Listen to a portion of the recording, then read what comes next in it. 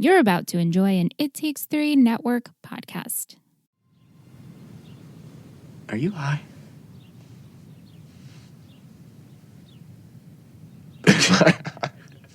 No, come on, man. I love when you go for the comedy. But I would not quit your day job beating up people. I would.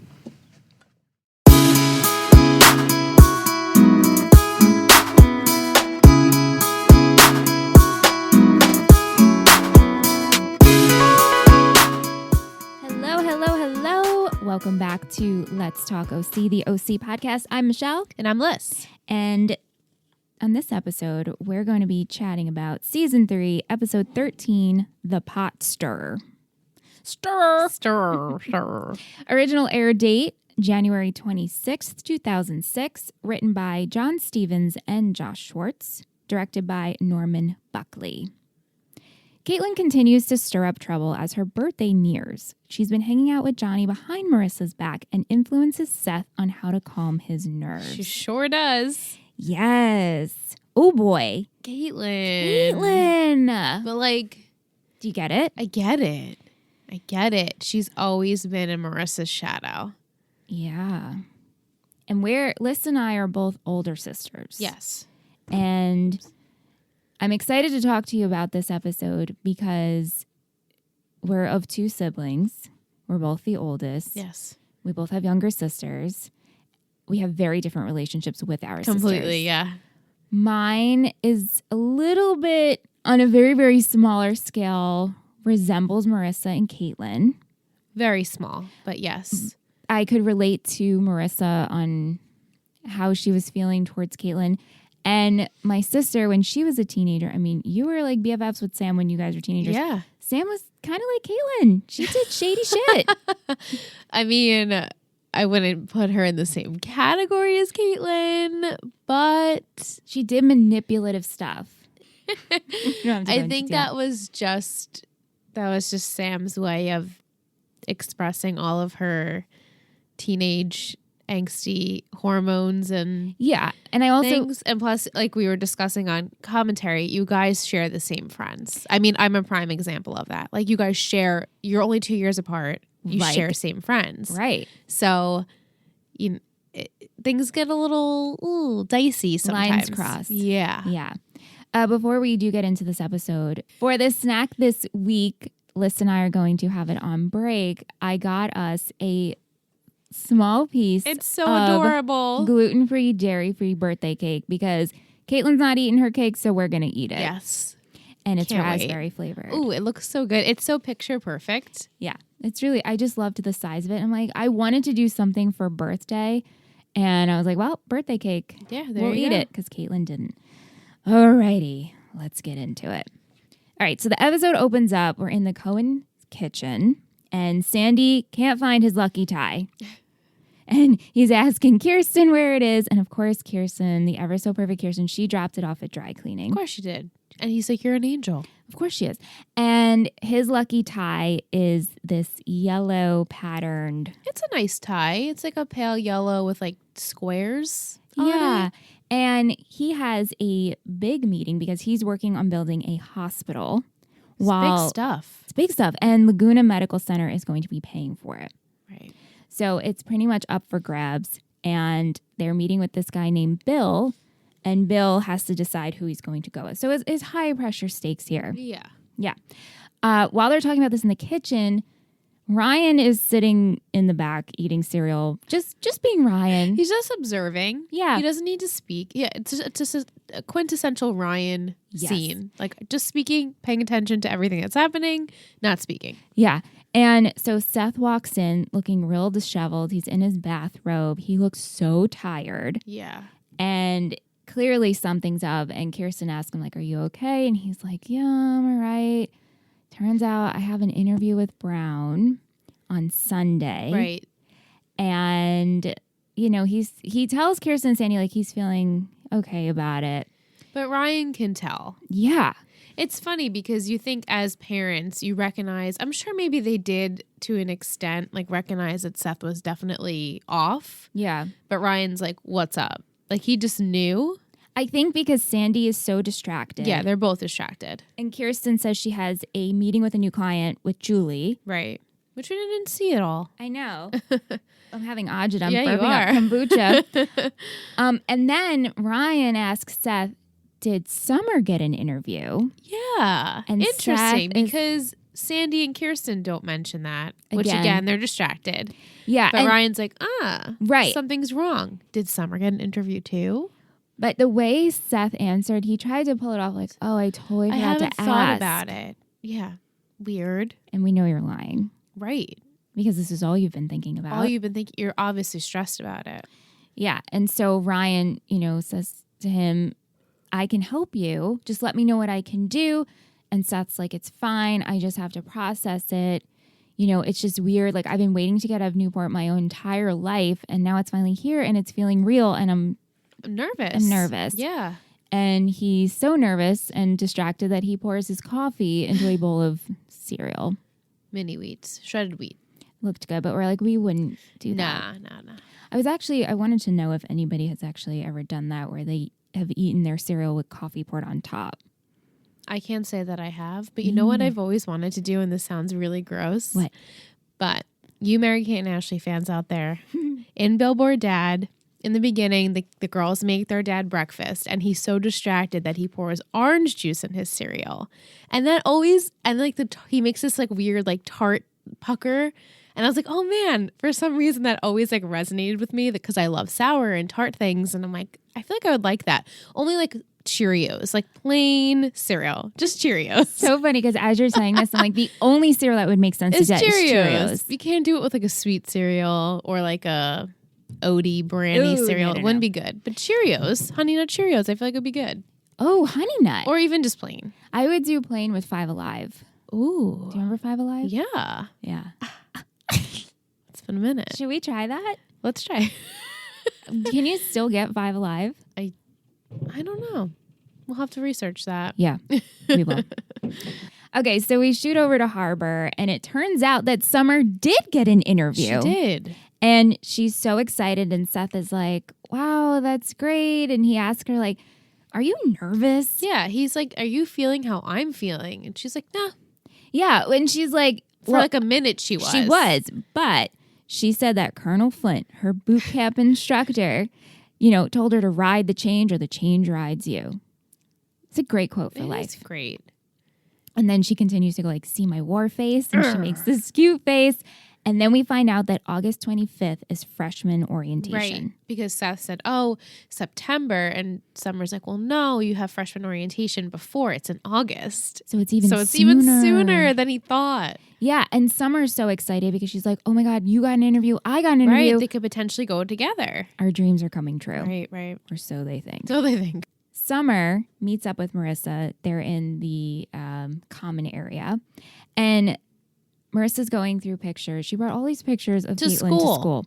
To make a scrapbook for her. Yeah, and this is weird to me. I'm not weird that she's making a scrapbook, but weird to me that she schlepped all the pictures to school. When you could just work on it at home. But I guess maybe because they live in such close quarters now. True. But then again, she could have worked at the Coens. Yeah, in the pool Or even house. at Summer's house. Yeah, not to school. But Right. Whatever.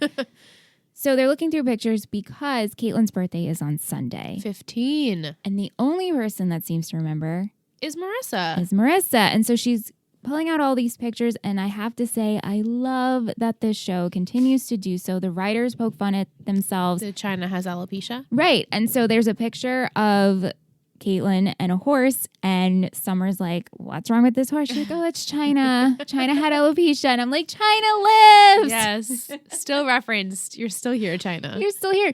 I mean, that happened in season one. Like in the beginning of season 1. Yeah.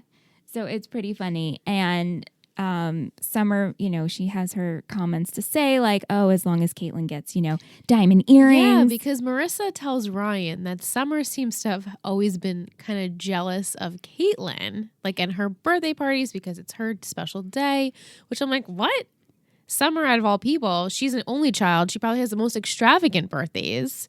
But maybe because it's like Marissa was her best friend and Caitlin's her sister. So like it's a weird relationship. I know. I thought that was a weird comment too, because Summer's clearly daddy's little girl. She gets everything she wants. Spoiled. Yeah. Maybe, and I'm digging real deep here. Deep. It's because at a time, you know, both parents were involved. Right. And so Jimmy and Julie were supportive. Yeah, it's probably like a model family that she always wanted. Yeah. Quote unquote model family. Right. To the audience. Yeah. But Marissa, she just can't get over how Caitlin has grown, how Caitlin stole this money. Like, she doesn't really know her, and she really needs to take time to get to know the new Caitlin. Yeah, because, I mean, they haven't lived together in at least 2 years. They keep making a point. Which are prime years when you're growing up as a teenager to have family and friends and especially like parental figures in your life. Yeah. So no wonder why she is the way she is. And then it's like, well, Marissa, you're no angel either. You went through your little phase of like rebellious years and trying to figure out yourself and what you are aspiring to be and who you are. I know. She needs to find that too. It's just, she's just younger. It's like she keeps forgetting that. Like she was also once 14 years old. It's like, hey, TJ? Yeah, you were pretty much, it was like 15 or 16 when we first met them. So she was basically Caitlin's age at Tijuana, almost dying. Right. And then it's like she shoplifted and not to point fingers, but you shot someone. Like it's you have a past too. You learn from them. You also explored your sexuality. You explored the relationship sexuality with Alex. I mean, you went through a lot of growth, and so in a very short time. So this is what's going to happen with Caitlin too. She has to find herself. It's just hard because when you remember seeing someone they were so young, and then you see them again, and they've grown, but you haven't experienced them growing. Yeah, so it's like, oh, wow, you're a completely different person. Yeah. Caitlin has been spending a lot of her time with Johnny. Shocker.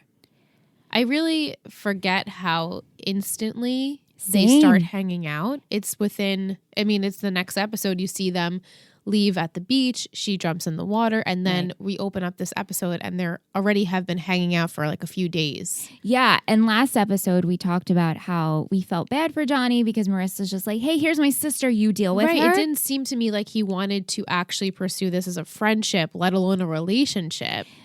Yeah. So to me, I was like, wait, he's hanging out with Caitlin? I know. I think, okay, so we see them walking on the pier. And Caitlin is talking about her birthday and what it used to be like. And it was so great because they would sing The Sound of Music. So sweet. And they would eat cake and all of them would celebrate together. And Johnny makes, he's entertaining her conversation. But then he's like, hey, does Marissa know we're hanging out? Right. And Caitlin's like, no. Yeah. But not that it's Johnny's place to tell Marissa. I feel like it's definitely Caitlin's place to tell Marissa, even though I feel like she's mostly doing this because of the way Marissa's going to react to it. 100%. Yeah. So to me, like Johnny he's not really the one to tell Marissa. Caitlin should be the one to tell Marissa, and she hasn't on purpose. It's just a really abrupt, sudden, new formed friendship. And I think it's because Johnny's bored. Right. I mean, it doesn't seem like Chili's around or anyone else. Right. And so he is missing that connection with that a female connection. Right. And it just so happens that this is Mini Coop. So it's like, what's better than Marissa, or like what's second best to Marissa? Yeah. And then it goes into deeper, like, okay, she's always been second best to Marissa. Right. Ouch. Yeah. And so she's just trying to one up and become the best Cooper. Right. And so she is very flirtatious towards him. And she keeps saying, I thought you like me. I thought you like me. Yeah. And she does bring up the fact that she went for a swim and he's like, I only gave you a towel. Right. I'm old fashioned. Right. And she's like, that's what I like about you. And she kisses him on the cheek. Yeah, you're a gentleman. But she's very touchy towards him. She's grabbing his hand. Right. But he's not like completely pushing her off. He's not. I think it's like this like weird circle of like Marissa loves the attention of Johnny loves the attention of Caitlin, and Caitlin's like, I'm just trying to get someone's attention. That's the perfect way to put it, Liz. And so they're just like intertwined every single minute of this Yeah. episode, it's like someone needs to give someone attention. Yes. At the Newport group, as we were saying, Sandy had a big meeting because he's trying to, he's working on building a hospital. So him and Matt give the meeting and they serve bagels, and Bill and his group, that's the guy's name is Bill, clearly they're losing him. Bill is bored and Bill says, I have another meeting to get to. And Matt says to Sandy, like, hey, like, I looked at the other group's plans. How can he do that? I don't know. I don't know how. Is that like an open knowledge? I don't know. But he says we're very similar. But the difference is, like, they wine and dine Bill. Right. And which obviously he needs. He needs. And Sandy's like, I'm not going to bribe people with food and, nightlife and all of that. And Matt's like, no, I respect that. But at the end of the day, Bill is going to go with who he likes the most. Right. It's business. This makes sense to me. I don't agree. I mean, we'll get into what actually happens, but it is true, though. You're going to work with people you like and who takes care of you. Yeah. It turns out that at first, Sandy doesn't get the hospital. He's upset. And he ends up talking to Kirsten about it. And Kirsten's like, hey, you wooed me. But it's like, hey, this is totally different. Completely different.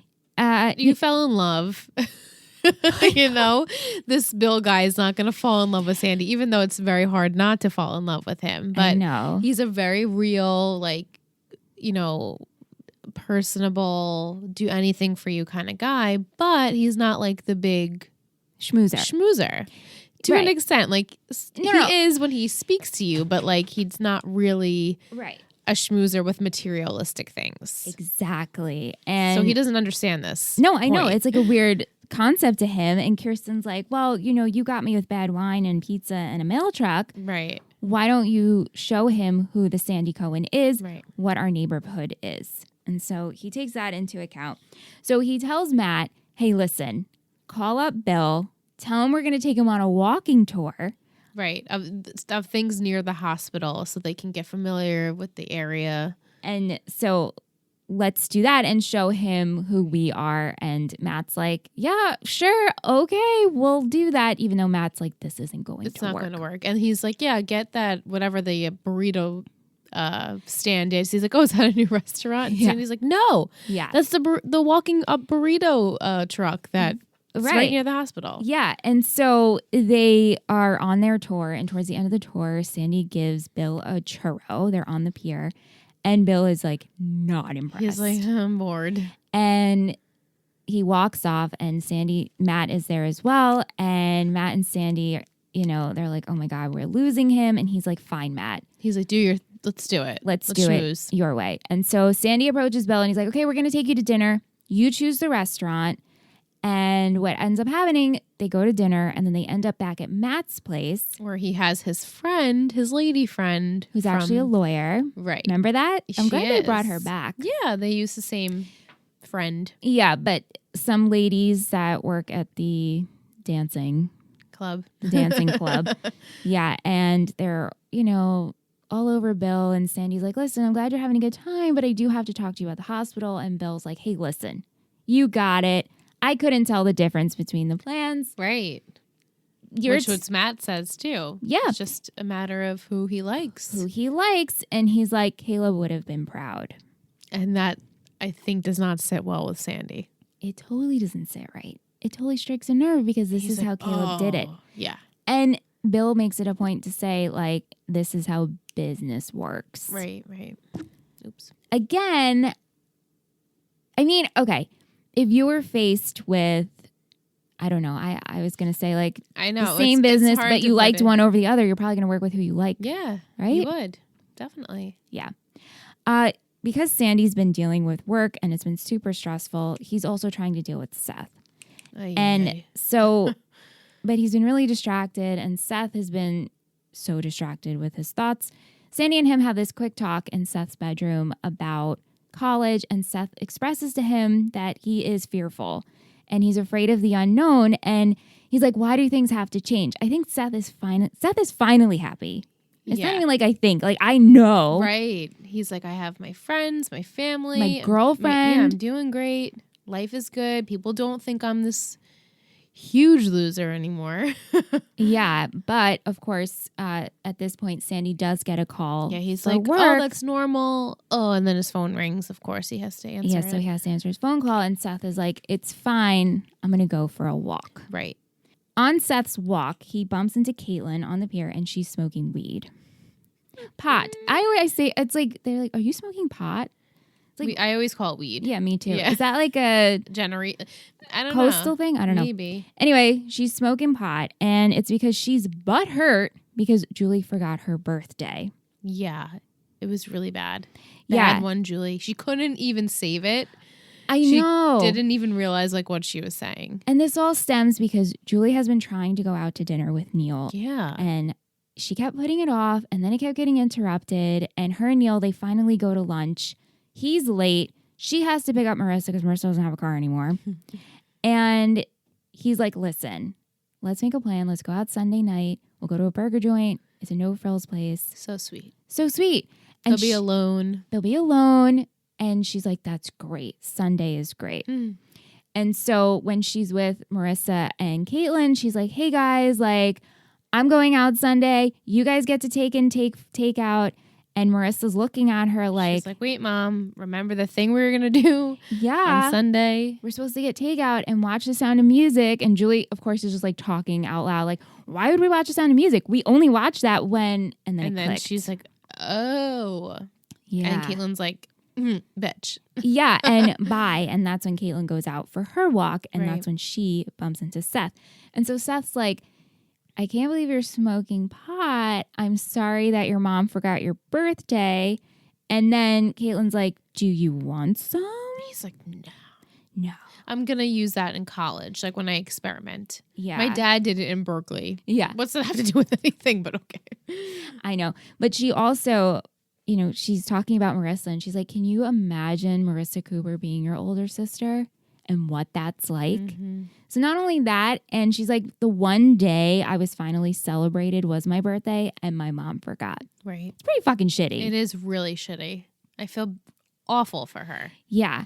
But of course, they're interrupted because Marissa, She finds her on the pier. yeah, she's trying to be a good sister and she sees Caitlin and Caitlin's like, don't say anything, Seth. Like, don't, you know, rat me out. And he's like, no, it's cool. Like, Caitlin and I were just talking. And she brings Caitlin back home. The next day, we're in the trailer and Marissa's in really comfy thermal PJs. They look so like you were going skiing and you wore like the long johns. That's what they reminded me of. Yeah. And we hear Caitlin's phone ringing. It's Right. in Caitlin's She's bag. in the shower. She's in the shower. And so Marissa yells for Caitlin and she looks at the phone and she sees that it's Johnny. Yeah. I think this is an innocent move. She's like, oh, Right. Johnny. So she picks it up and Johnny lies and says, oh yeah, I was trying to reach you. You weren't picking up, you know, my phone didn't go through to your call. And she's like, oh, okay, no problem. What's up since you wanted to talk to me? And now he's like, gotta call you back because he has He's nothing to lying. say. Yeah. And he's like, oh, my mom's like calling me. I'll call you later. Right. And then, of course, Caitlin comes out and she's like, what are you doing on my phone? Why do you have to answer it? It's Johnny. And she's like, well, he called looking for me. And she's like, oh, all of the guys called looking for you? And she's like, well, yeah, actually, in this time, he was looking for me, even though he wasn't. Yeah. And Caitlin, again, is just giving this attitude to Marissa. And Marissa tries to apologize again for Julie and everything that happened last night. And she's like, listen, we're going out to the bait shop tonight. Why don't you come? Right. And Caitlin's like, no, I have plans. I have plans with friends. And then she invites Johnny, and Johnny's like, I have plans with friends. Like when doesn't Marissa invite Johnny to come out? She does. Right? Yeah. But obviously we know Johnny and Caitlin have plans with Plans each to hang other. out. And so what Caitlin does is she manipulatively calls Johnny and she's like, hey, let's go to the bait shop tonight. Right. So now it's going to show Right. the world that they've been hanging out. Which is exactly what happens because Marissa and Ryan are on a cute date at the bait shop. Yeah. Interesting. There's no other There's friends no other there. friends there. Just the two of them. It's cute. Yeah. And Ryan's like, how's it going with Caitlin? And Marissa's like, it's fine.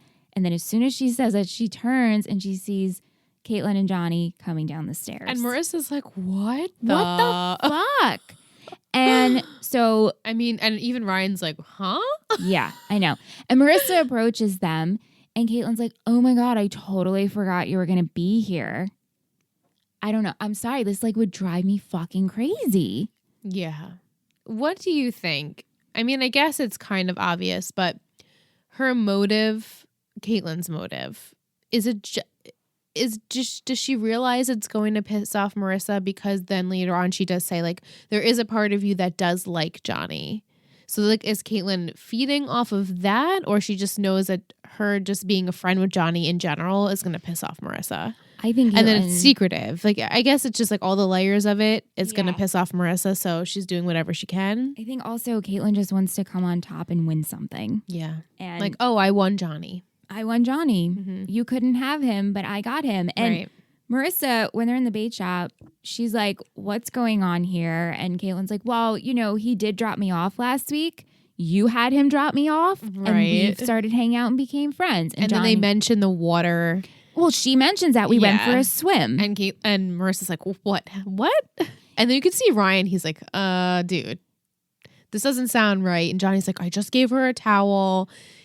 I thought it was interesting how they kept showing like Ryan and Johnny looking back at each other. And I was like, what are we doing here? Is it like Johnny's always getting involved in like their business? So Ryan's like, oh, another thing Johnny's involved in again. I think, yeah. And I like, think he keeps screwing up my whole life. Well, not only that, I think it's also a lot of Johnny's looking and being like, what the fuck is going on here? I'm not going to say anything. I'm not going to get in the middle of two sisters. Right. And then Ryan doesn't say anything either, which I feel like it's not his place. It's not his place. It's no one's place but the sisters. Yeah. So, and then Caitlin's like, why are you so upset? And Marissa's like, I just don't want to be lied to. Yeah, she's like, I was just lied to. That's all. Like, I just don't understand why you had to keep it a secret. And it's also just out of nowhere. Yeah, it's very random. To us, we see them hanging out, but Marissa's like, what the fuck? And she even says to Johnny, like, who were you actually calling this morning? Right. Like, were you lying to me? Yeah. I get it. Oh, yeah. I'm Team Marissa here. Totally. But like we said, Johnny and Caitlin, they continue to have a conversation of making Marissa jealous. Johnny drops Caitlin off at home, and Caitlin's like, oh my God, you see how jealous we made Marissa? And Johnny's like, I don't think we should do this anymore. Yeah. Now, here is where I think Johnny's just a people pleaser. Oh, he's 100% a people pleaser. He's also bored. And Yeah. he likes the female attention, like we said earlier. Yeah. Because she's like, what do you mean? I thought you liked me. And he's like, I do. I do. But he's like, you're 14. I'm 17. And she's like, but I'm turning 15. And it will continue to make Marissa. Well, he says, like, I want to be friends with you. Right. But in my mentality, like, minus the whole, like, underage sex thing, even though he's only 17, you have to be 18. It's, like, illegal if you're 18 or if you're 17. With a minor, you mean? Yeah. Not that, like, take the sex out of it, though. This happens a lot, though. Like, you know, you're 2 years apart in high school. It seems like on a social level, like, oh my God, you're so many years apart. But really, in reality, when I look at it, okay, it's only 2 years apart. Same, yeah. So to me, like, I get Johnny's like hesitation with it. But I also, if you like her, I don't think he actually likes her that much. Right. He's like, oh, I'm just appeasing you because like we said, I'm bored and I really have no other attention on me. So I'll just keep appeasing you. Yeah. And he keeps saying, like, I don't like Marissa, but I feel that there is this deep connection. We know you like Marissa. We know you like her, but it's like more than that. And it's like, I don't want to I don't want to hurt Marissa by turning down her sister. Do you know what I mean? Yeah, I get that. Because what if Marissa came to Johnny and was like, hey, why did you hurt my sister? Right. And he's like, oh, shit. Like, another reason. But they leave off as they're going to continue hanging out, and it's okay if it makes Marissa mad.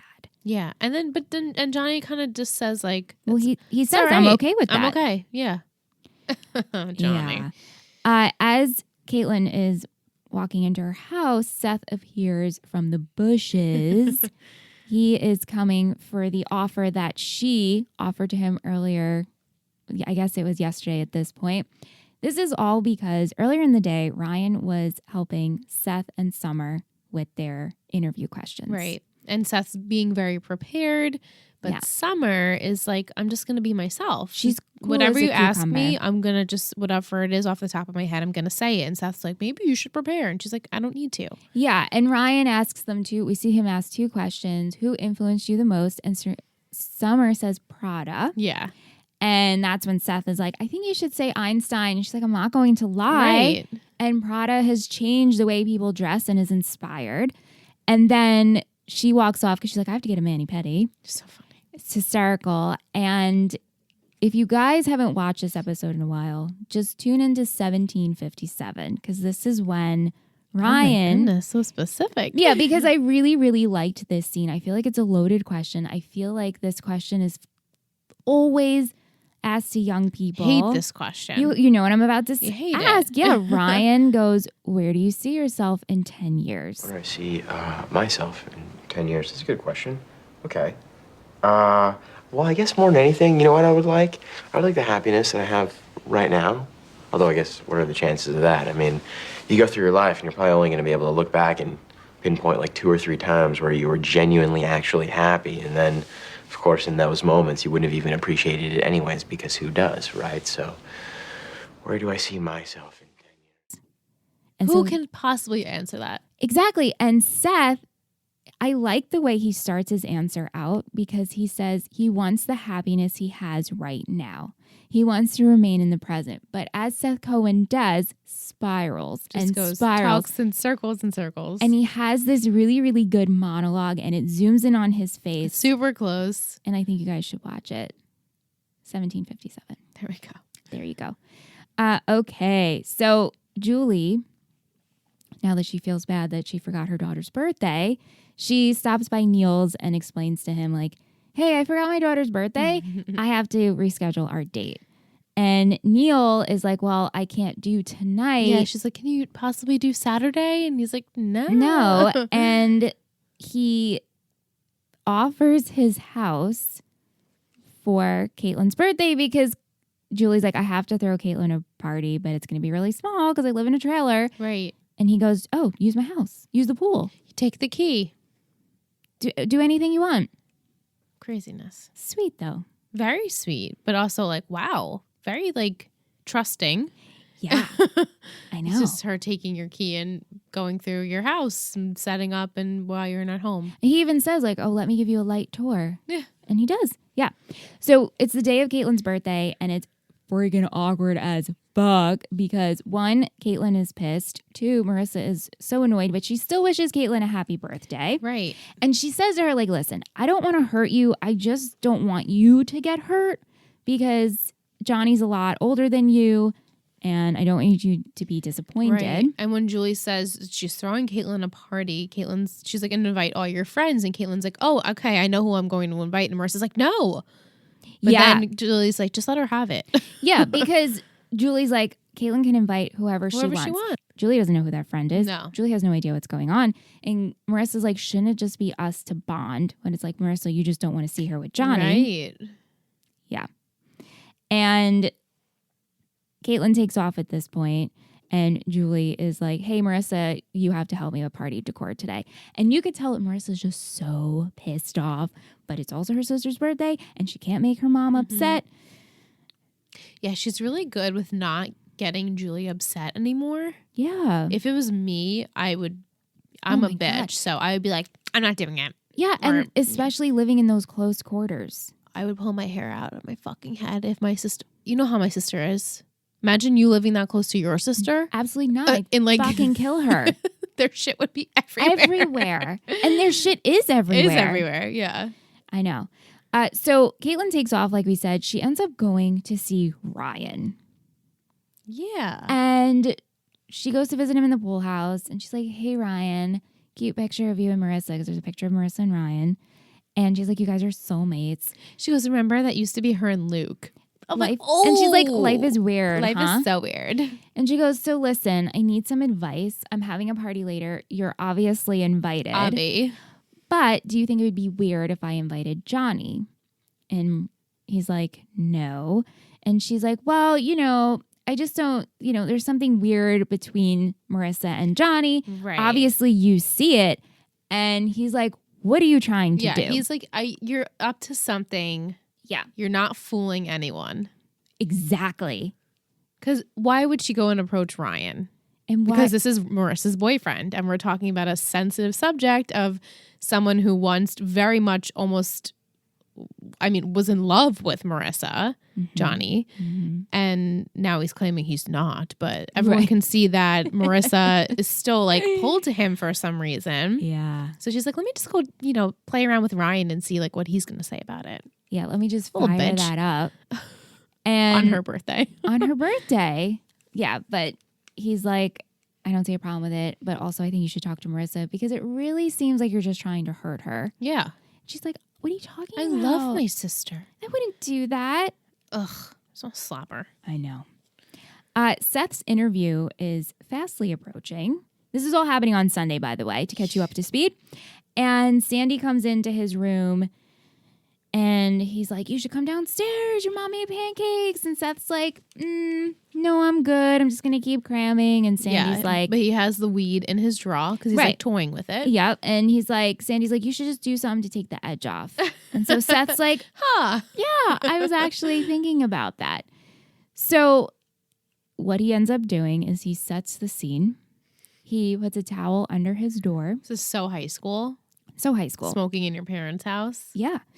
Did I ever smoke? I never smoked in my parents' house.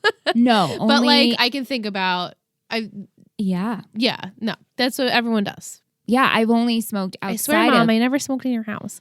Yeah, no, I've never smoked in the house either, but I've smoked outside the house. Definitely. On the golf course. Yeah. Many a time. When I was a kid. Not a kid, but you know what I mean. Of age. Of age-ish, yeah. Oh, yeah, so he opens up the windows. He locks the door. Puts the towel under the door. Puts the towel under the smoke. door. Sits by the window, and he starts smoking.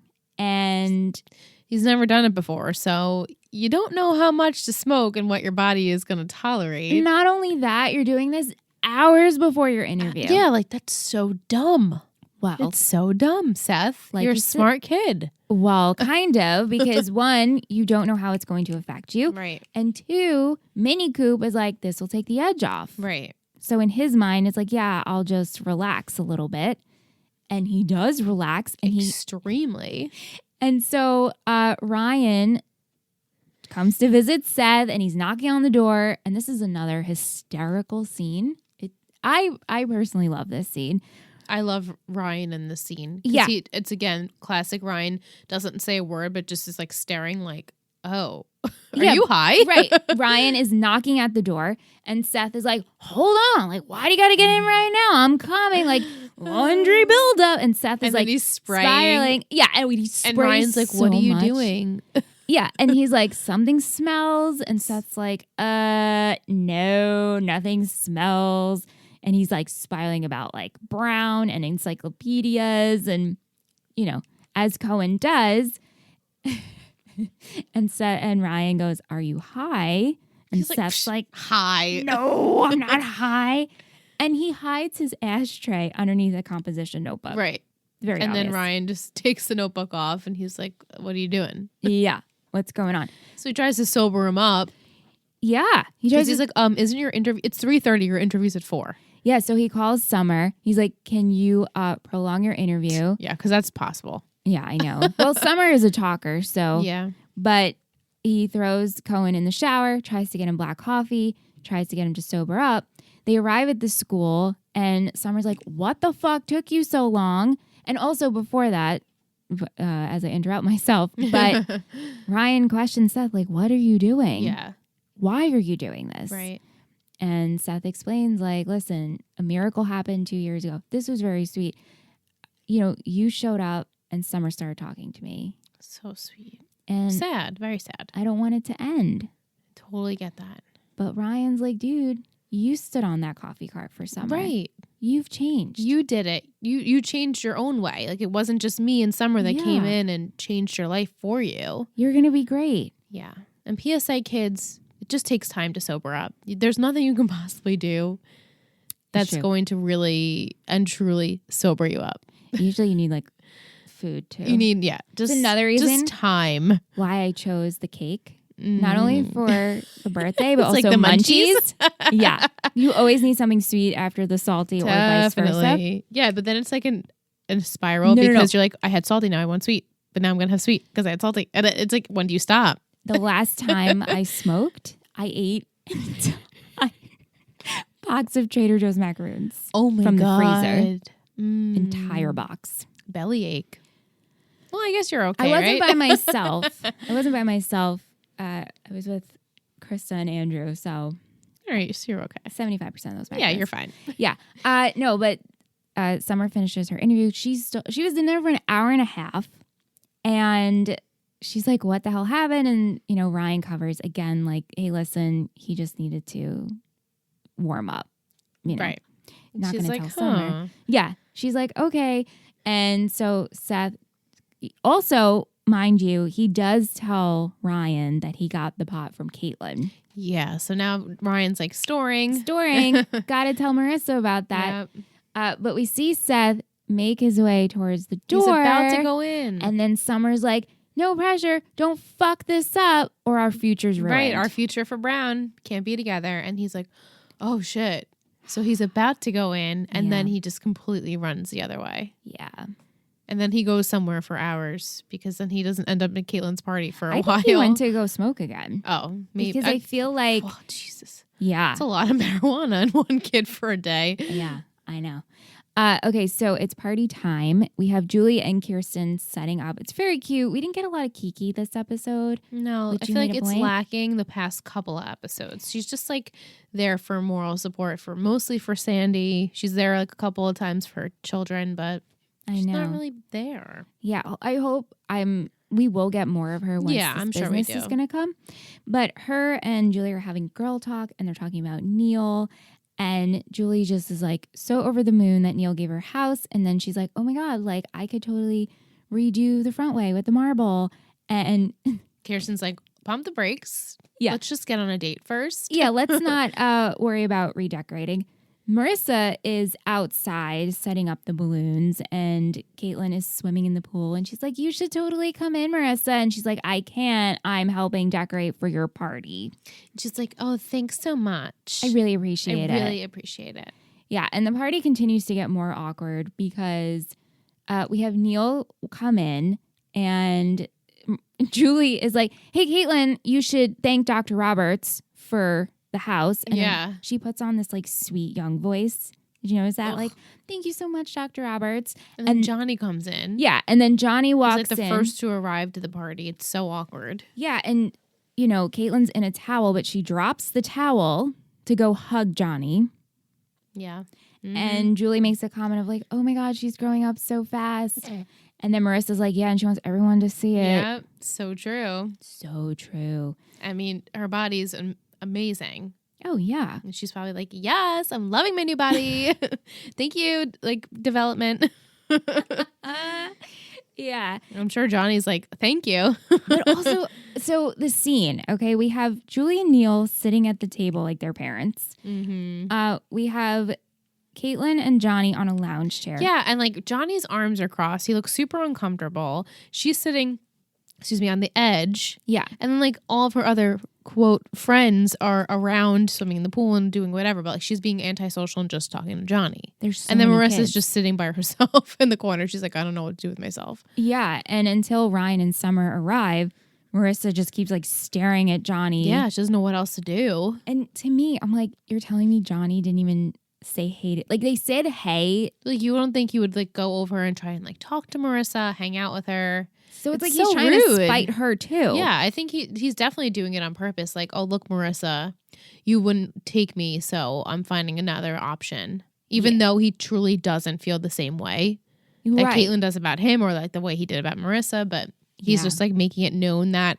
he's moved on, sort of. And like I and don't worst- like Marissa. Yeah, and worst off is that it's her sister. Yeah. Exactly. Yeah. Caitlin grabs Johnny They go inside. She brings him into Summer's bedroom. This is so high school party that like should not be happening. Right, because your parent is here. Yeah, no, that's awkward. And it's during the day. I don't know. That makes a difference to me that it's during the day.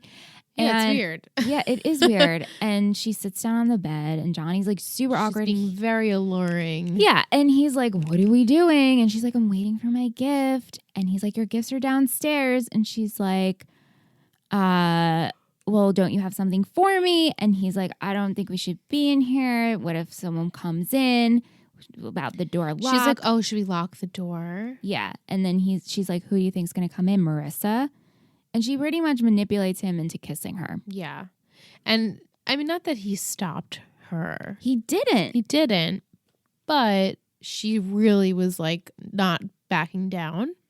So he had no other choice but to kiss her. Yeah.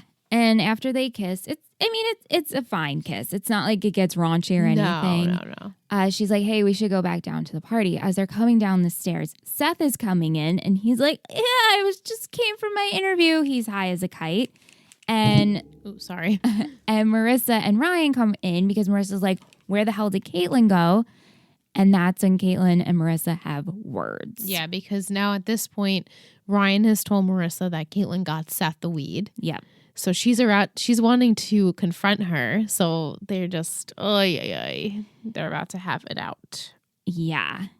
And she goes outside. She follows Caitlin. And Marissa's like, what is wrong with you? Like, you're giving Seth weed. You stole money. Now you're seeing Johnny. Like, who are you? And she's like, oh, please save it. Like, we know this is about Johnny.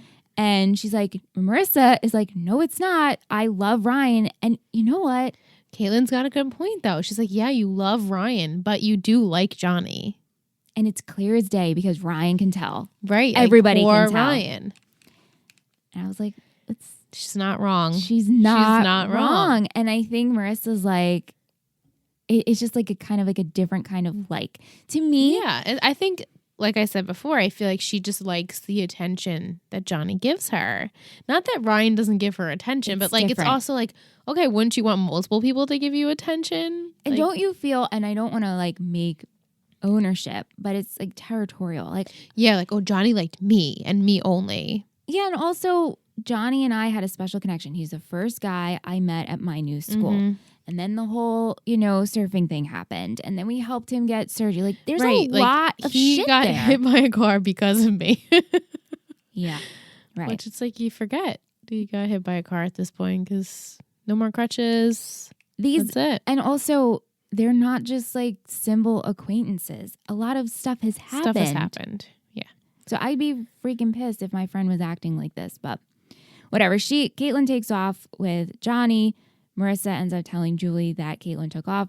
All Julie wants to do is cut the cake and give it out. And then she's mad at Marissa. She's like, you couldn't keep it together for one night. You had to fight with your sister at her birthday party. It's like, oh. I know, but she doesn't even know the context. She doesn't. And then I'm proud of Marissa because she's like, you know what, Mom? You're right. I'm going to go. I'm like, great? Oh my God, girl. Again, going back to me, I would have been like, you have no fucking idea what she said, blah, blah, blah. And you're the worst. Like, and you didn't even say happy birthday to her. Same. But Marissa's like, no, I'm just going to pick myself up and go because obviously I'm making the situation worse. It's like, who thinks like that? So mature. And Ryan goes to go after her and she's like, no, I just need some fresh air. Yeah. Julie's super embarrassed by this and her and Neil pretty much. Yeah. Well, this like situation has made them come to terms with the fact that they probably shouldn't date. Yeah. Neil's like, we need to take a breather. He's probably scared. Just clean up and leave the key. Leave the key. It's so awkward. And she's like, dish. Yeah, I should. Seth tries to talk to Summer about his interview, but Summer is over the top, so excited. Like, oh my God, how did it go? And the Cohen men never want to disappoint their women. No. Summer's looking at the course schedule and she's ripping out all the boring stuff. She's history. She's like, you need to take a course in human sexuality. It's very funny. And then as the episode ends, we have a montage. Ryan's in the pool house looking at a picture of him and Marissa. Marissa's at her lifeguard tower. Caitlin doesn't have a key to her house, which just wraps everything up with like, wow, no one cares. Yeah, it's awful. and she has to sit on the stairs waiting for someone to come home to let her in. Julie cleans up, leaves the key, and turns around like what my life could have been, but and now was it's not. Yeah. And then Summer continue going over schedules, and Seth is smoking in his room. Right. And that's how the episode ends. Oy. Oy. Stuff is gonna really start happening now. I'm not ready, Yeah, but girl. yes, I am ready. Are you ready for cake? Oh, I'm ready for cake. Okay, let's go eat cake. And we're back with a little sugar high. Yeah, this cake was really, really good. It was ByTheWay Bakery. Raspberry cake, gluten and dairy free. Delicious. Super good. It's funny because I don't remember if I said at the top of the show, but it's a big week. Yeah. Your sister's getting married, and She is. we all have to wear very nice outfits on Yes, Saturday. and be so not bloated or have acne. So, the sugar content, but it is gluten-free and dairy-free, but we were looking at the caloric intake. oh my God, it's so fattening for this tiny piece of cake, and the sugar is 65 grams of sugar. That's absurd. Yeah, so but you gotta taste it. yeah, if you guys want to get like a couple girlfriends and share it, probably best because it's really, really caloric, but delicious It was nonetheless. very good. And Caitlin, you suck. We ate your cake. Yeah. All right, so let's get into our favorite part, trivia. We're gonna start with our girl. We're talking about Letitia_Dominique on Instagram. Hey, ladies, this is going to be a long one Yes. because there was some DVD commentary that Woo! I included. I'm so excited. Our girl coming through. Also, I have one After Dark question. Yes. Yes. It's funny because we use After Dark and After Hours interchangeably. Oh, did we? So I'm just calling it our After Dark, After Hours segment. Sure. Okay. Here's my trivia. The commentary features Josh and John Stevens, who wrote this episode. Mm-hmm. The commentary was only on select scenes. Oh, okay. Both Josh and John talked about Willow joining the set and how she had a good rapport with everyone and actually raised the bar on set. Nice. They also mentioned that Autumn was the same way too. Josh said the scene where we see Seth smoking and spraying his room is one of the favorite scenes of the entire season, if not the entire show, Wow. because of the performance between Adam and Ben. Yeah.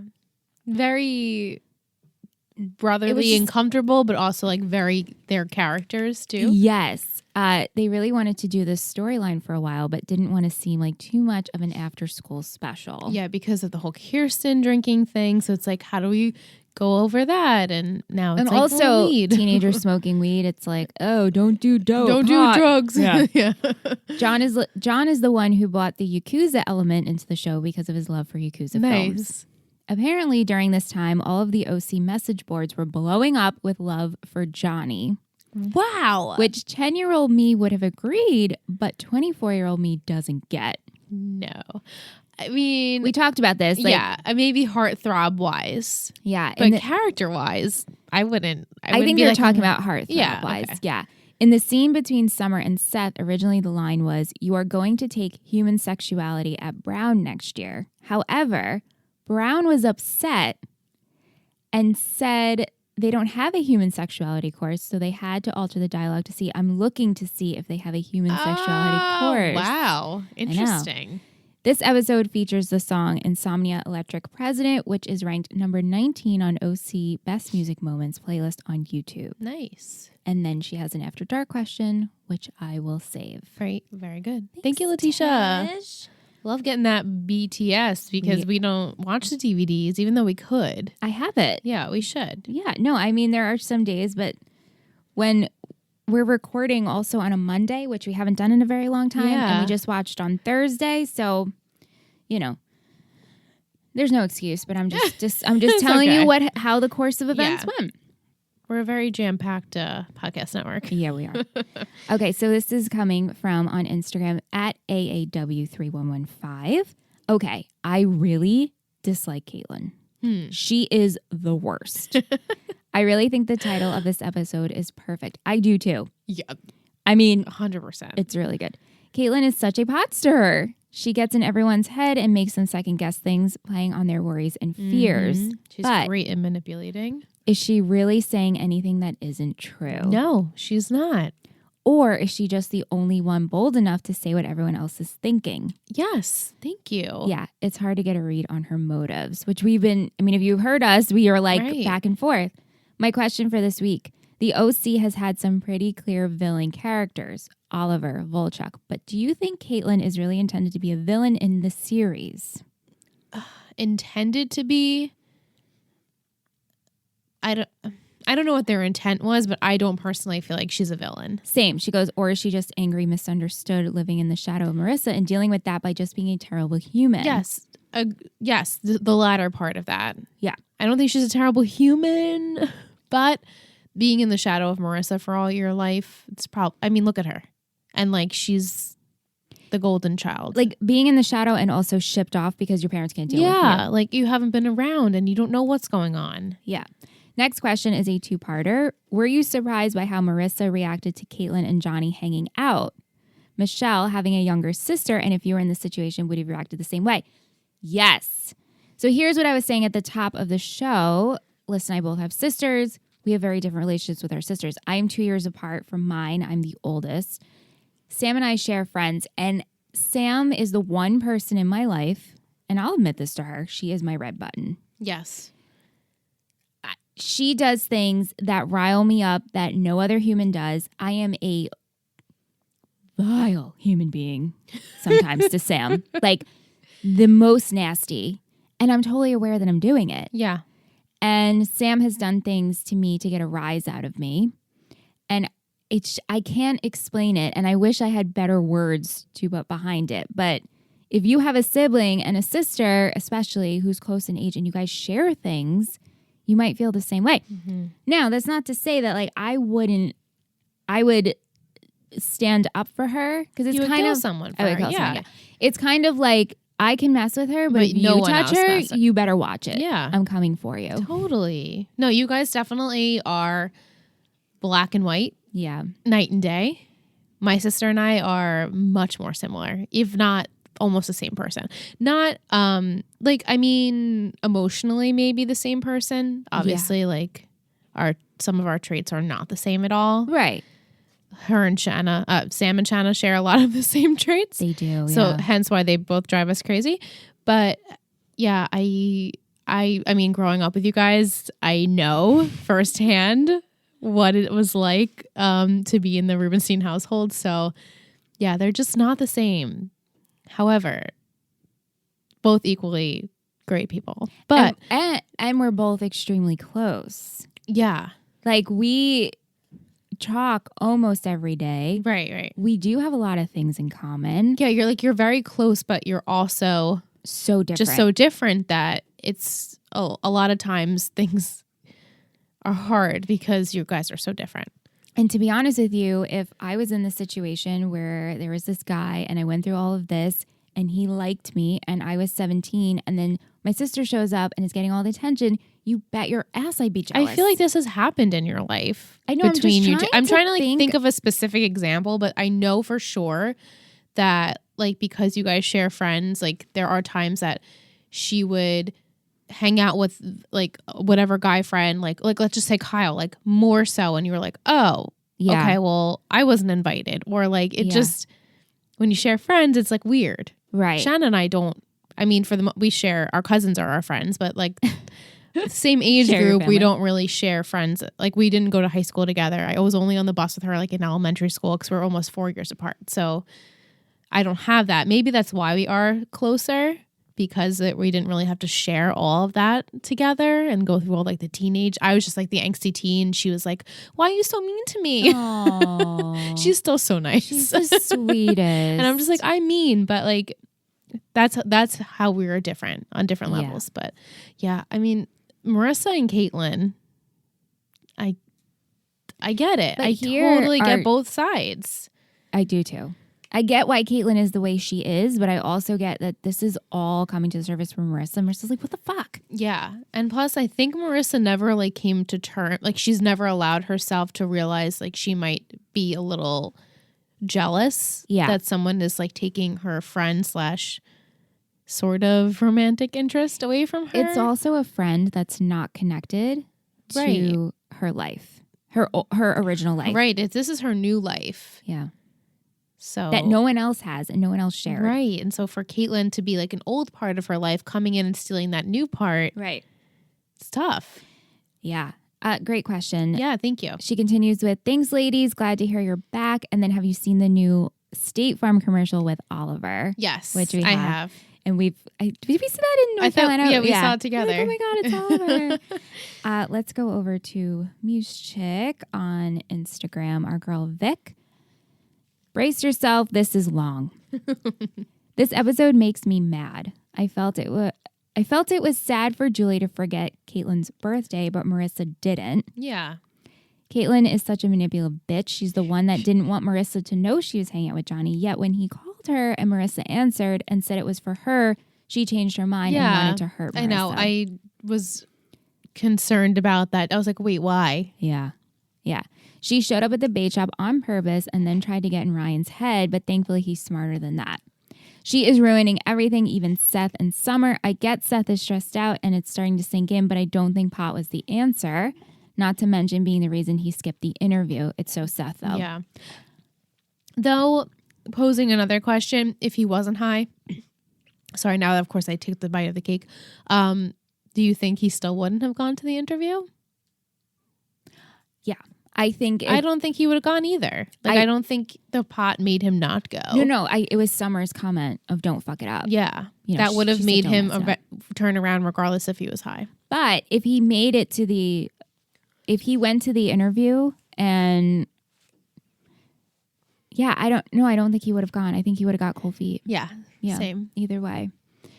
I knew he was going to tell Summer, but when he saw how excited she was, he didn't. True story, when it finally hit me that I was leaving my home to study abroad, I got a tattoo. But it wasn't like an impulsive decision like Seth. It was something I had told my friends I would finally get if I got accepted. That's really cute. What's your tattoo? Sweet. If you want to share with us. Let us know. To answer your question, I do believe in soulmates. And I believe everything happens for a reason. I also agree with you, Michelle, that we have more than one soulmate like friendships. Shittiest, that manipulative little bitch. I know Marissa doesn't like Johnny, but now Caitlin got in her head. Do you think Caitlin persuade Johnny only because he's in love with Marissa, so he gets to hurt Marissa and toys with him on the process, or do you think she really likes him? No, I don't think I think it could have been anyone. Same. I think it could have been a girl. It could have been like Marissa's new best friend. Imagine it could have been Alex. Like it could have been anyone. I think she just wanted to take something away from Marissa because Marissa's like sort of always taken something away from her by like her being in the picture and Caitlin not being in the picture. Yeah, by not even realizing doing anything. Yeah, like that's just Marissa. That's Yeah. so Marissa. Do you think if Seth told Summer the truth right away, they would have found a way to work it out? Yes. Me too. But maybe he didn't want to work it out. Right. Does Ryan have to worry about anything with Marissa? I mean, she left alone. Does he have to worry about anything? I mean, they make it seem like, now he has something to worry about. You always have to worry about something with Marissa. Yeah. Unfortunately. You do. Damn it. She does have after dark stuff, so I will save that. Okay. We had a cute message from @41cess, CESS. It was like 41 success. Gotcha. On Instagram. And they asked us, do you ship Johnny and Caitlin? And I said, no.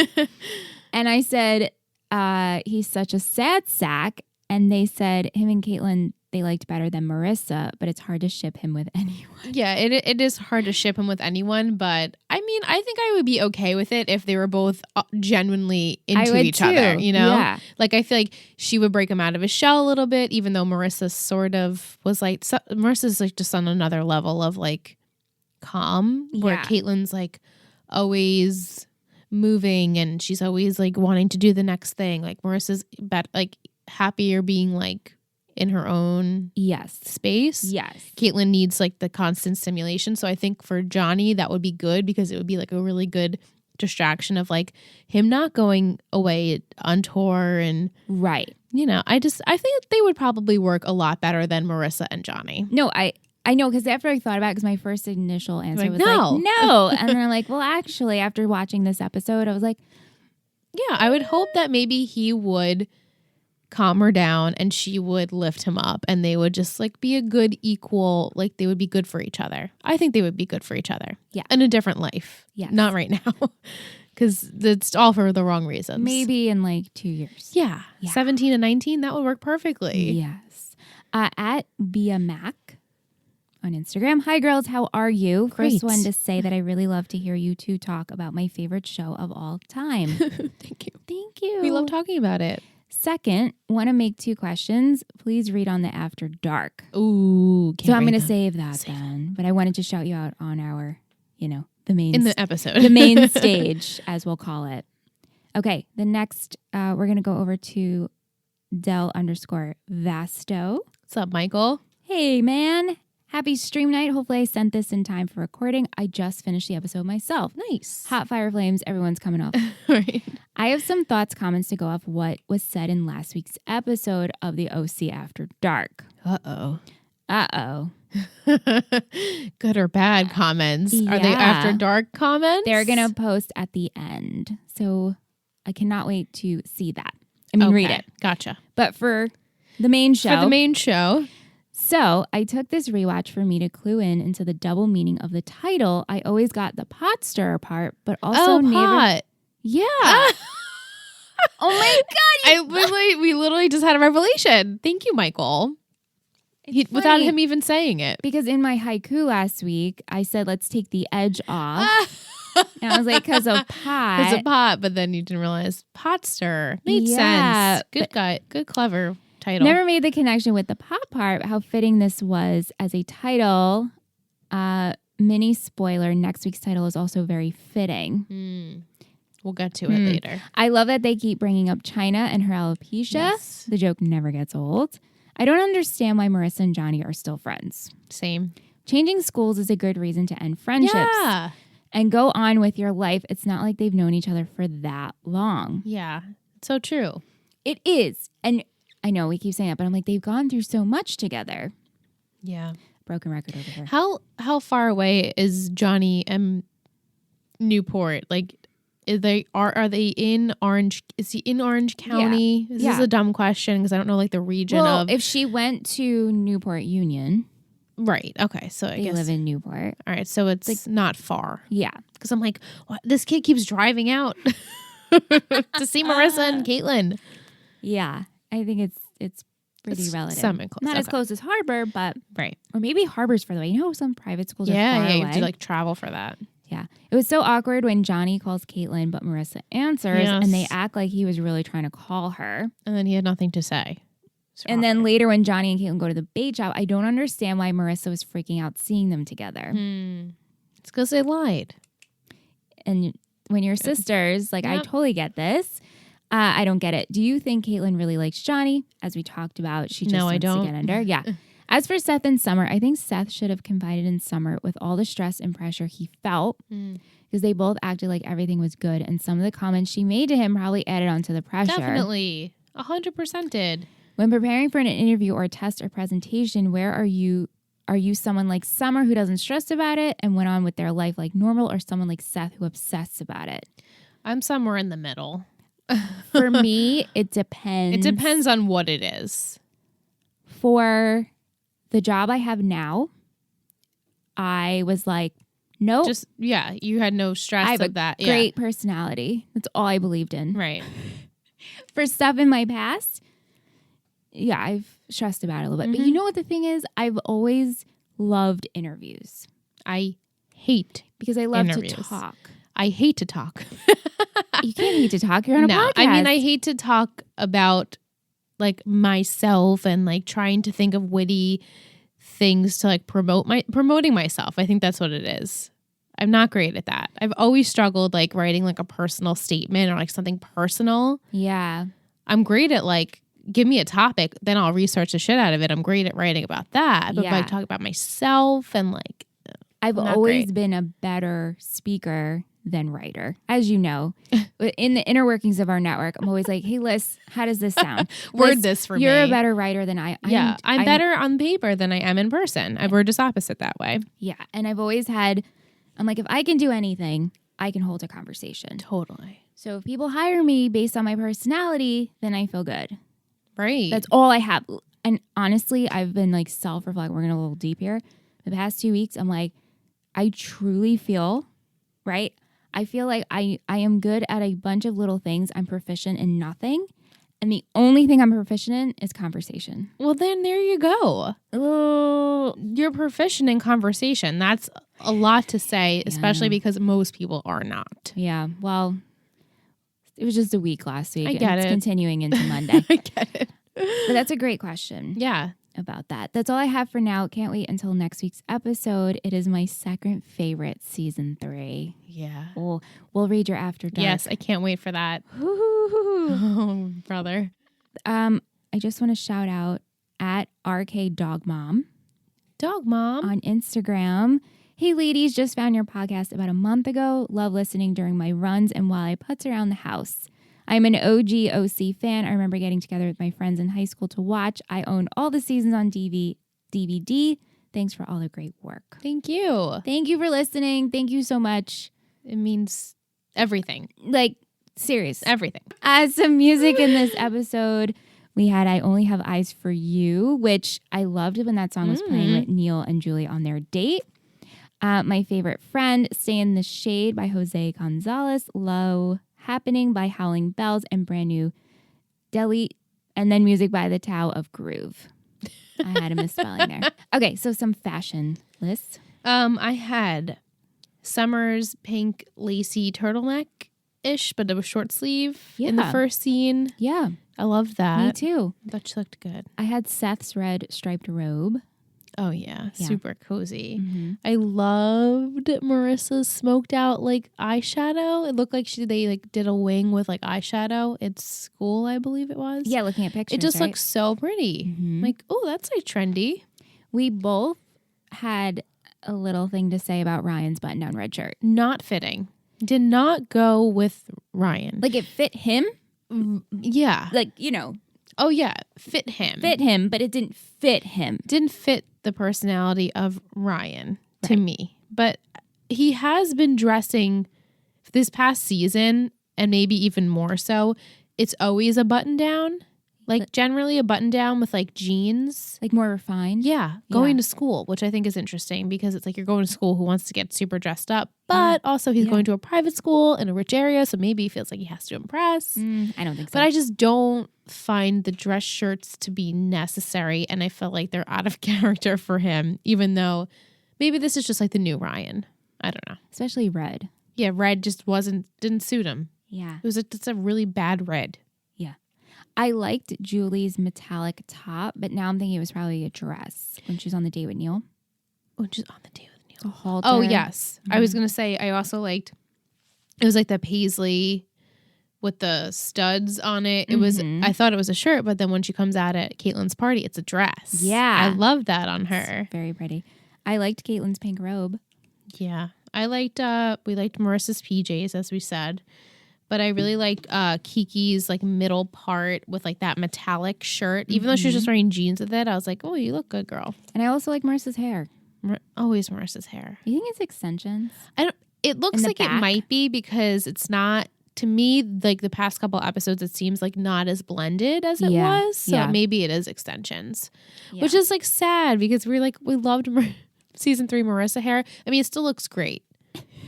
But it's like, oh, man. A girl could still dream. I mean, hey, I have extensions in my hair right now. There's nothing I can say about that. But like, you know, a girl can dream of one day looking like that. Yes. I liked Kirsten's robe, too. Lots of robes. Her white plush robe. That's all I got. And I like Julie's floral dress when she stops by Neil's to get the key, when he gives the key to her. I'm trying to remember it. It was fitting. It was a little low cut. It was very pretty. Oh, I know what you're talking about. Yeah. It was blue and white, maybe? Yeah. Some quotes. Quotes. He did have one, as it turns out. What was I talking about? I'm not sure on that one. It was like a tail end of someone, but like that scene I thought was really funny, but now I don't remember what the quote was about.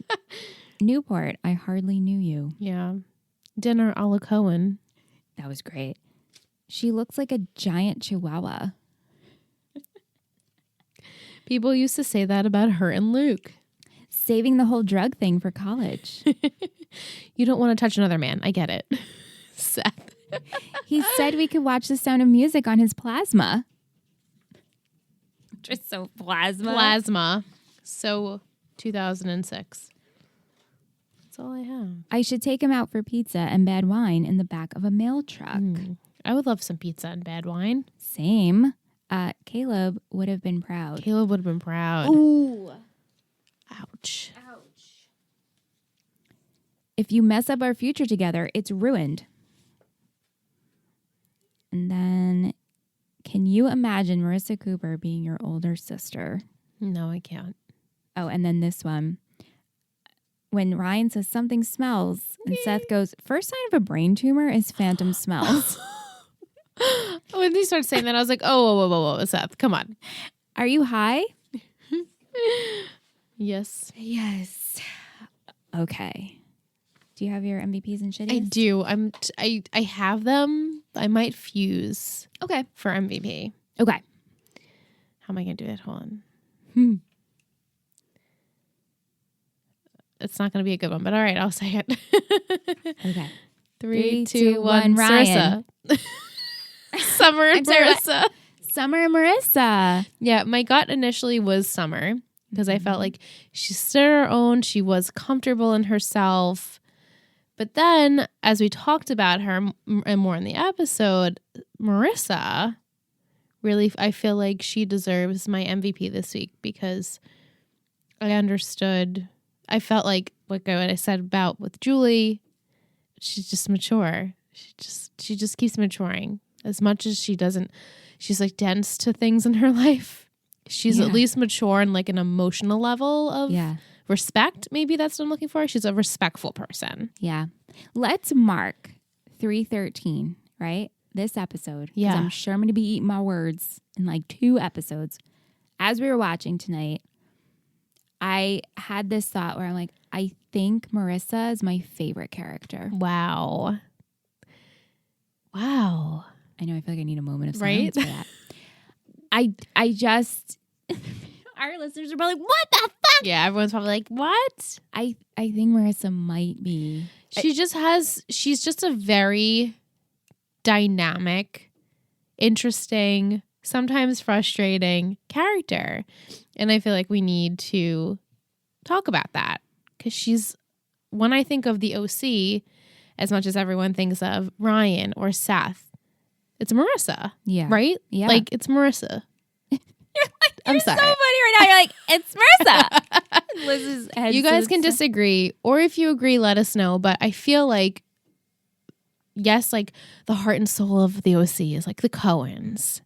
But it's definitely Marissa Cooper. But it's Marissa Cooper. Yeah. Hate us if you want, guys. Right. I'm open to the conversation. Please Same. let's talk about it. No, Because right.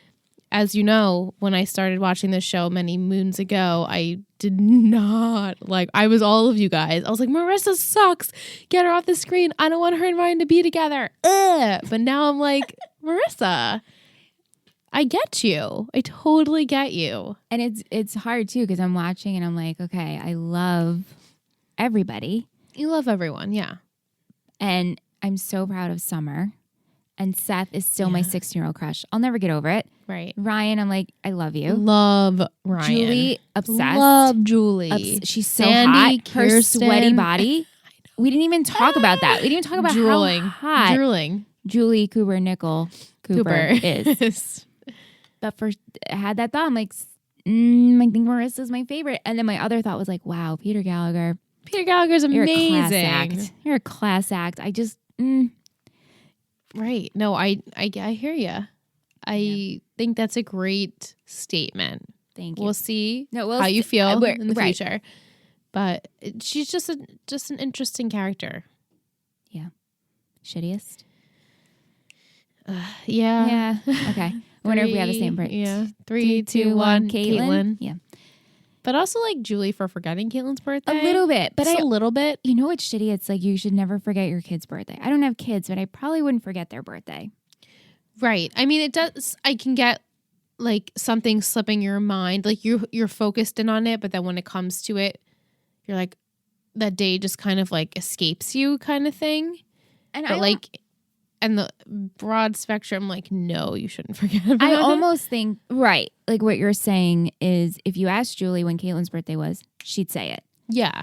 Does she know what day of the week it is? Probably No. not. And so to put it into... Like, she knows it's coming up, but also it's like it's completely out of her brain because she's so preoccupied with other things. Like, I totally get that. I feel like that is me lately and in the past years. Like, it's bad. Yeah. And she's been going through a lot. Yes. So, and, you know, Marissa's the only one who remembered. She did. She was trying to be a good sister. Maybe that pissed Caitlin off too. Like, oh wow, of course Marissa would have remembered my birthday. Right, she's so perfect. That's true. That's a good aspect. Yeah. Patron of the week? Patron of the week! It's patron of the week. It's patron of the week. It's patron of the week. It's patron of the week. Who will it be? It's patron of the week. So... this person has been nominated a bunch of times in groups and only once by herself, which I'm like so disappointed in myself for not representing you sooner. Jessica's our forever friend. Oh, I love Jessica. We love Jessica so much. We just got to see her again in February for the event in Wilmington. She's just always supporting the network. We posted all of our Tree Hill Talk episodes. She literally went in and liked every single one of them. I was joking with Michelle earlier. Michelle put together the bowl of noodles of Tree Hill, which if you are a Patreon pledge and you want to listen, it's so funny. It's all of the One Tree Hill cast that we got to interview, naming what noodle they thought they would be, and a compilation of all of them. Please and it's don't so good. Skip over that episode. No, it's a great. minute. It's so quick. Long, and if you guys are a One Tree Hill fan, like go over to Tree Hill Talk because all of our interviews are up. Yeah. They're going to be going up weekly. But if you're a Patreon, don't skip over the noodle compilation because it's hysterical. In my opinion. It's in my opinion too, and a lot of other people's opinions, because Jess said that she said it was the best thing ever. So thank you, Jess. But also thank you for your support for all of the years. Thanks, on every Jess. single podcast that we've done, you're always there to send us questions, or you're just there for wonderful, beautiful words of support. And we thank you and love you so very much. Ooh. I can close my book. You can close this is where your I can book. relax. You can now relax. You ready for that haiku? Ooh, she's going into her. After my Patreon spiel is done, then I get the haiku, and then we get the After Dark. So I'm very excited. Alrighty, so here's the haiku for 314. Oh, yeah. The cliffhanger. Oh my God. No. Sorry. Sorry, go. The title. It's Wait, the title. hold on. I have to take a picture of Liz's face where she's like, no.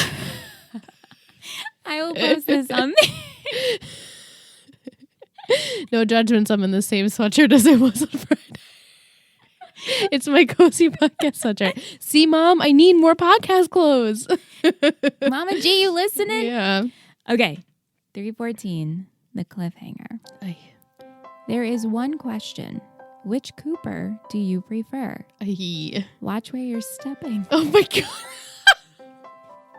Sorry, volume. Oh my God. I mean, I know exactly what happens in this episode.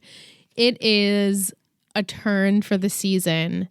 Huge things happen. I'm ready to see it happen, to be honest. I'm ready for this change. You OGs know why, and in a little bit I will discuss why I'm so excited but also saddened by this episode. I know what happens with that. Seth and Summer, though, can't really predict what's going on there, because I don't know how we get into Summer finding out that Seth didn't have his interview.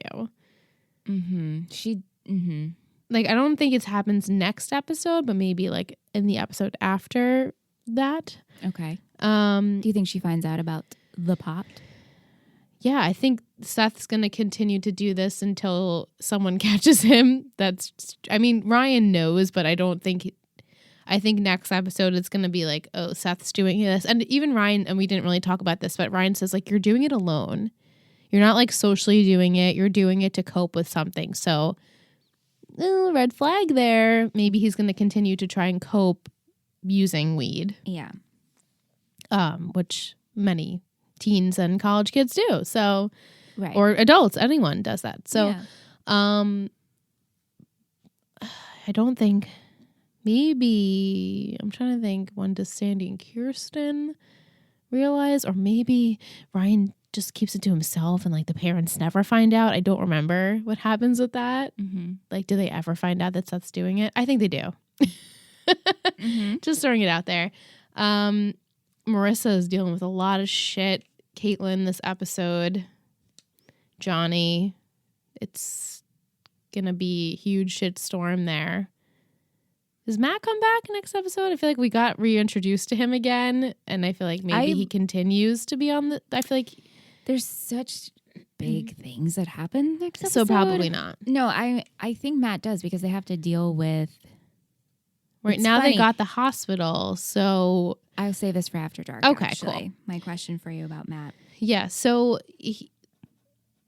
I know there's a huge thing that happens in this episode. It's hard for me to think that tiny other things happen, even though I'm sure they do, because you can't just have a huge episode where just one specific thing happens. Especially since we don't know it's coming. So Yeah. little things have to happen. They have to happen. Yeah. So I think we're going to touch upon the hospital situation with Sandy and Matt. Seth's still smoking the weed, keeping it under wraps. Maybe Summer catches on. Okay. Something's up with him. Okay. And yeah, maybe people get letters in the mail already. No, that would be too soon, right? To get the acceptance and denial letters. It's got to come, though. It's got to come eventually. It's got to come. What month do we think we're in? Because we're in January watching it, right? I think we're in January. So we're in January. Okay. January, February? Because so it's like- something, yeah. Mhm. Right. Okay. January, February. All right. Yeah. And then huge thing, which we'll talk about in a few minutes. So That's right. that's all I got. That's great. Without trying to for give away what too much. You know, Too much. can't give too much away. Yeah. Ay. As always, thank you to all of our listeners, all of our Patreon family, everybody who submits questions and emails and So much messages. fun. It's so much fun. I love it every single week. If you Yeah. couldn't tell, Yes. if you haven't reached out to us yet, you can reach us at Let's Talk OC. Let's try that again. At Let's Talk OC on all social media platforms, at Let's Talk OC at gmail.com if you'd like to email us. If you're an Apple Podcast listener and you are enjoying the show, which I hope you are, and you haven't yet, please leave us a review. 5 stars. It's cool, but no Pretty pressure. great. And if you'd like to hear more of what we do, if you want behind the scenes, if you would like episodes early, if you're into Riverdale, we have a Riverdale Patreon exclusive podcast. You can check out ittakes3network.com. That's our Patreon hub. That's where we put all our fun stuff up there. And until next week, we'll catch you then for a The cliffhanger. cliffhanger. That's what it's called, the cliffhanger. We'll just leave it at that. We'll catch you for the cliffhanger. There it goes. All right, Liz. Oh my god. Oh my God. After dark. I like after dark After better. dark? It's just like more mysterious. Okay. After dark. I'm excited for the questions that we have. Yeah. I feel like every time I end our show, I'm like, I don't know how to end it. I know, because it's not really So I'm over. like, okay, bye guys. The main know. show's over. I know. I hope they don't feel left out, but also like They could binge. catch up. I know, right? Okay, so At least finish season 3. yeah, at least finish season 3. Tish asks, could you see them setting for the end of Johnny in this episode? No. Not at all. Not even a inkling. And that's what we were saying. he's not like in a bad place, depressed, nothing. He's manipulated by Caitlin, but like, no, it looks like he's actually kind of sort of enjoying a little bit of his life. I know. And that's what I'm saying. That's what we were saying. Blech. You know, a couple minutes ago when we were Licks the mic. Blech. No, that's what we were saying is it has to start out as a normal episode because it's not leading up to anything. Right, nothing is. Yeah, no, that's crazy. Yeah. Bia Mac wants to know, do you think that the authors made right killing Marissa or they should just send her to the island? And what do you think about Ryan and Taylor relationship? Well, I love Ryan and Taylor. I do But too. again, I haven't watched it in a long time, so I might feel differently this time around. However, I think it's pretty epic that they kill Marissa. I do too. I think it would be so it would just be strange if they just are like, she never comes back. It's like, what happened to this character? She was such a prominent part of this entire show. You know, I never really thought of it like that, of how crazy it is to kill such a main core. I mean, when you think about character. the shows that you've watched in the past and like huge characters that die, it's like it changes the show. Who has died? I'm just thinking, you mean on this show in general, or like I don't No, want to no. spoil like other people's shows, but Oh, true. We don't want to spoil everything. but like there's just OC. like epic characters that you're like, oh my I'm trying god, to they killed compare it. it Or like to- let's just like say Game of Thrones, because pretty much everyone's caught up at Game of Thrones at this point. If you're right? not, this is where you If pause you're not, it. this is where you pause it. But like so many big characters. Yes. You know? And so I mean No, like that's Daenerys true. at the end. Yeah, but you like, kind of saw that coming. Yeah, you do see that coming. Marissa's death, you do not see Yeah. coming. No, you don't, because she kind of does a change around. But also the fact that the way it happens, you don't. It's like as you're watching, you're like, oh my god, I hope this doesn't happen. But you can't actually be like, oh wow, they're going to kill Marissa. yeah. You're like, oh no, they wouldn't kill Marissa. One, but it's a they do teen it. drama. Two, why would they kill one of the main characters? Yeah, it's pretty shocking. And I know in the past you said it has been rumored that she wanted to leave the show, but I also heard rumors that she was supposed to leave. They had that written from like the very beginning. I know we keep saying that. I and don't know. have I to look can't. that up. We should look it up, because I mean, it could just be hearsay. Right, and I think it might be. I think it might I be don't too, know. right? Like Yeah. I mean, and then we do talk about how the kids on this show were like getting really big headed Heard that from and multiple Yeah, sources. their egos were inflated, and so maybe she was like, well, you know, maybe she did want to leave, or maybe the writers were like, you know, maybe it's just time for Marissa to leave. Yeah, But then it's hard for us because we love Misha and we watch her like, oh, it wouldn't make any sense, but maybe. but Misha went through some growth. She did. I mean, she went through totally some, did. went through some shit. So She was like essentially Marissa. right. Well, that's what I read, that she was becoming like her character. Yeah. Not on purpose, but it just kind of happened. Right.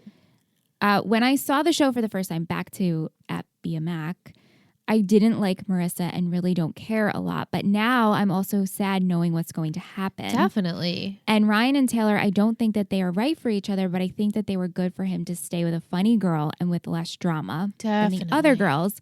Sorry for the huge DM, but I'm always so happy to talk about the OC. Kisses from Brazil. Oh, cool. Hey. Oh, I also love to hear you talk about One Tree Hill. Oh, Thank well, do you listen to you. Tree Hill Talk? I would think Plug, so. plug. Yeah. Del Vasto, our buddy Del _Vasto. Sorry, Michael. So I was going to keep this until season 3 finale, but Yeah. the two of you brought it up last week about Misha leaving the show. Yes. Michael, coming in clutch, bitch. Yes. Back when the OC was airing, I remember there being a lot of rumors about Misha's real life mimicking that downward spiral of Marissa's with drug and partying. So there were rumors to that being why they wrote her off the show. However, in an interview, Misha said that the writers came to her with 2 possible endings for season 3, and she chose the ending for Marissa dying. Wow. I'll post the interview below so you can watch. It was no secret that her and the rest of the cast didn't get along. Years after the show ended, the feud remained, and Rachel did a song for Heart of Dixie and threw huge shade at Misha in it. What? So it makes sense why she wanted out. Interesting. I think we obviously will definitely talk about this in the real podcast. Yeah. Come season 3 finale. Yeah. Because I'm sure everyone who hasn't watched it before has questions, but interesting. I remember when Misha was on Dancing with the Stars. Was that right after she finished the OC? This was like, It I was don't- years later. yeah. It was like when Misha wasn't doing anything. It was like, oh my God, Misha won. Random, yeah. But Rachel posted like, oh, good luck, Misha. I mean, maybe time has gone by right. and you grow and you evolve, Yeah, right? I mean, you would hope so. A couple of years ago, maybe in 2017 or 18, Josh Schwartz did an interview and said that at a time they were inexperienced at being writers and they didn't think Marissa's death would have had a big impact on people, have a big impact on viewers, and that people would care as much as they did. They didn't realize people would care I as can't much? remember the interview fully, but I think he said that he regretted killing her off. I'll find the interview and send the link. Thank you. He sent the link and said around the 2:40 mark is where she said that she chose for Marissa to die. Nice. Okay, I remember. I like that.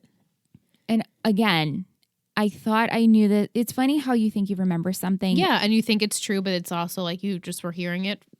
But I remember, I don't know, I have this vague, Michelle, just think before you speak, because now I'm like all excited. I have like this very, very concise memory of Amy and I, after this episode aired, season 3 finale, going online and seeing that like, no, like Marissa's dead. Because at the time you're like, oh my God, did she really die? They Did could they have fake revived it? her or something. And then there was this whole thing that like Misha went on and said, oh yeah, no, Marissa's dead. yes, and it was spoiled for everyone. And it was spoiled. I mean, she ruined it. Yeah. Right? Like it was before it even, I thought it was before the episode even aired. Like she felt bitter and she ruined it for everyone. See, here's us Did gossiping. did you tell me that? Well, that's what I'm saying. Did that happen before we watched the episode? But I feel like after that episode ended, Amy and I went online. I was in my childhood bedroom. Fucking house party was going on. Remember I told you all to not Sam come and I upstairs? were like, come on. And I was like, leave me alone. Marissa just died. And I could have sworn we went online and we read like, oh no, like she's dead. Dead for Or good. we read it before the episode aired and we're like, we can't. Did this Right. actually happen? Right. Yeah. Right? The things that you think you remember. And then you're like, Yeah. wait, where did I get this information from? It's like the Mandela effect. Exactly. At Muse Chick, I always blamed Caitlyn for Johnny's end.